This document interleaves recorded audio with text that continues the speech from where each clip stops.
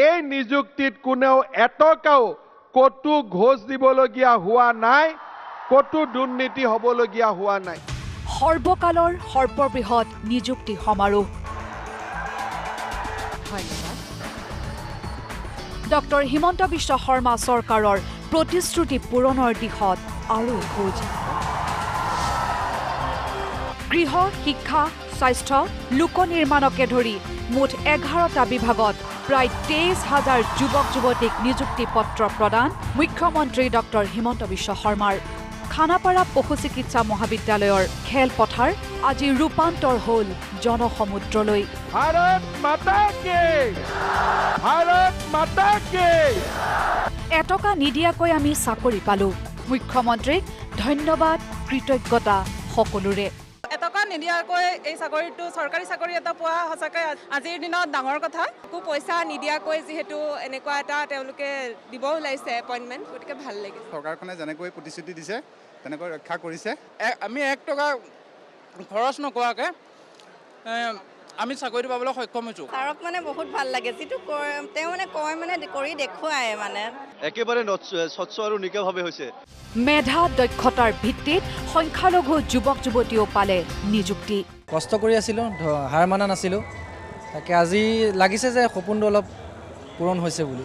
অসমৰ মুখ্যমন্ত্ৰী ডাঙৰীয়াক আমি এই গৰীব পৰিয়ালটোৰ পৰা আমি তেখেতলৈ অশেষ কৃতজ্ঞতা জ্ঞাপন কৰিছোঁ।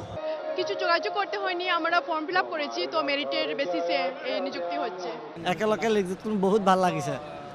CM ছাৰে যেটো কৰিছে বহুত ভাল কৰিছে। আমাৰ সকলে গৰীব দৰিদ্ৰ ঘৰৰ ল'ৰা ছোৱালীয়ে। কামৰূপৰ সোণাপুৰৰ এটা পৰিয়ালৰ জ্যেষ্ঠ ভগ্নী আৰু 2 ভাতৃয়ে আজি নিযুক্তি পত্ৰ লাভ কৰিলে। জ্যেষ্ঠ ভগ্নীৰ টেটৰ শিক্ষয়িত্ৰী আৰু 2জন ভাতৃয়ে পাইছে আৰক্ষী বিভাগত নিযুক্তি। লগতে তেওঁলোকৰ খুৰাকৰ ল'ৰাইও পাইছে নিযুক্তি পত্ৰ। পৰিয়ালটোৰ 4জন সন্তানেই আজি একেলগে নিযুক্তি পত্ৰ পালে। একেলগে আপোনাৰ 2 ভাইটিও চাকৰি লাভ কৰিবলৈ সক্ষম হৈছে। হয়, একেলগে 3জনে নিযুক্তি লাভ কৰিবলৈ সক্ষম হৈছোঁ আজি। মইতো টেটত পালোঁ, তেওঁলোকে যথেষ্ট কষ্ট কৰিছিলে, ৰাতিপুৱা দৌৰে, কেতিয়াবা দুপৰীয়াও দৌৰে। তেওঁলোকে কষ্ট কৰিছোঁ যিহেতু ফলটো পাইছোঁ, আৰু আমি অসম চৰকাৰক ধন্যবাদ জনাইছোঁ যিহেতু সম্পূৰ্ণ স্বচ্ছ আৰু নিকা পদ্ধতিত অসম আৰক্ষী নিযুক্তি প্ৰক্ৰিয়া চলাইছে। সেই ক্ষেত্ৰত বহুতো দৰিদ্ৰ ল'ৰা ছোৱালীয়ে নিযুক্তি লাভ কৰিবলৈ সক্ষম হৈছে। আজি আমি গোটেই 3টাই, আৰু এজন ভাইটি আছে আমাৰ, আমি 4জনে পাইছোঁ একেলগে। হয়, আমি 4জনে পাইছোঁ। গোলাঘাটৰ পৰা অহা এজন গৌৰৱান্বিত পিতৃ। এইজন শিক্ষকৰ 2গৰাকী কন্যাই আজি লাভ কৰিছে শিক্ষকৰ নিযুক্তি। গৌৰৱত আজি বুকু উফন্দি উঠিছে পিতৃৰ। মোৰ ছোৱালী 2জনেই পাইছে। ডাঙৰজনী মানে হাইস্কুলৰ মানে গ্ৰেজুৱেট টিচাৰ ছায়েন্স হিচাপে পাইছে, ছায়েন্স টিচাৰ হিচাপে, আৰু ইজনীয়ে মানে এলিমেণ্টেৰীত পাইছে। মই বহুত সুখী, বহুত সুখী। এই চৰকাৰখনৰ বিশেষকৈ হিমন্ত বিশ্ব শৰ্মা ছাৰৰ মানে যিখিনি মানে পদক্ষেপ, সেইখিনি সঁচাকৈ শলাগিব লাগিব। যথেষ্ট ভাল লাগিছে। মানে এইবাৰ সম্পূৰ্ণ মেধা ভিত্তিতে মানে আমি এপইণ্টমেণ্ট পাবলৈ সক্ষম হৈছোঁ। মইনুদ্দিনৰ পিতৃয়ে দিন হাজিৰা কৰে। তেওঁ দিন হাজিৰা কৰি অতি কষ্টৰে পঢ়া শুনা কৰি গৈছিল।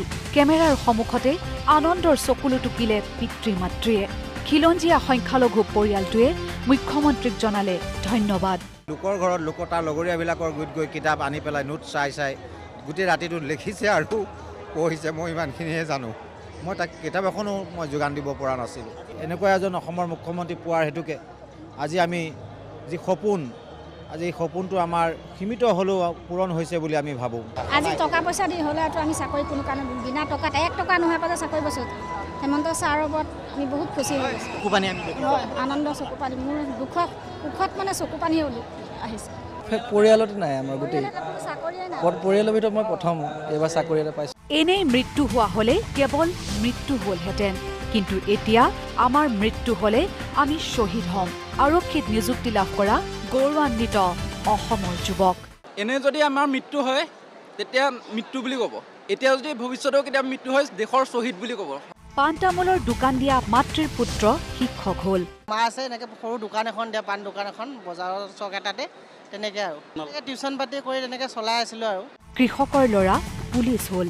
দেউতা এজন কৃষক, খেতিয়কৰ ঘৰৰ ল'ৰা। মই প্ৰথম, আমাৰ ঘৰৰ প্ৰথম মই চাকৰিয়াল, আৰু দেউতাও খেতি বাতি কৰে, তেনেকুৱা নাই। ৰুগীয়া পিতৃক সাহস দিব পৰাকৈ এটা চাকৰি হ'ল পুত্ৰৰ। মোৰ দেউতাই একো নকৰে। মোৰ দেউতা এজন পেৰালাইচিছ আছিলে, আৰু বৰ্তমান মই চাকৰিটো পোৱাৰ কাৰণে ঘৰৰ মা দেউতাও সুখী। খানাপাৰাত নিযুক্তি পত্ৰ লাভ কৰিবলৈ অহা হাজাৰ হাজাৰ যুৱক যুৱতীয়ে কৈ গ'ল তেওঁলোকৰ কষ্টই সফলতা লাভ কৰা আঁৰৰ কাহিনীবোৰ। ঘৰৰ পৰিস্থিতি খুবেই বেয়া, মই ঘৰখন চলাব লগা হৈছে। মোৰ দেউতাই একো মানে কাম কাজ কৰিব নোৱাৰে, বেমাৰ। ফেমিলিত ফাৰ্ষ্ট চাকৰি মই পাইছোঁ, মানে হল ফেমিলিত মই ফাৰ্ষ্ট চাকৰি পাইছোঁ। বহুত কষ্টৰ মাজত ছাৰ আমি এই আজি যিটো মানে 11 মে'ত যিটো ৰেজাল্ট ঘোষণা হ'ল, মানে ৰেজাল্টটো পাই মানে ইমান আনন্দিত হৈছোঁ মানে ছাৰ। বিজেপি চৰকাৰখনক মই বহুত ধন্যবাদ জ্ঞাপন কৰিছোঁ। মোৰ পৰিয়ালৰ এতিয়া সকলো দায়িত্ব মই ল'ব পাৰিম বুলি সেই ভাৰটো নিজৰ কান্ধত ল'ব পাৰিম বুলি সেই গোটেইখিনি ক'ব পাৰিছোঁ যে। মুঠৰ ওপৰত ডক্টৰ হিমন্ত বিশ্ব শৰ্মা চৰকাৰৰ এই সৰ্ববৃহৎ নিযুক্তিয়ে সকলোৰে মুখে মুখে আজি হাঁহি কঢ়িয়াইছে। Bureau report, news live.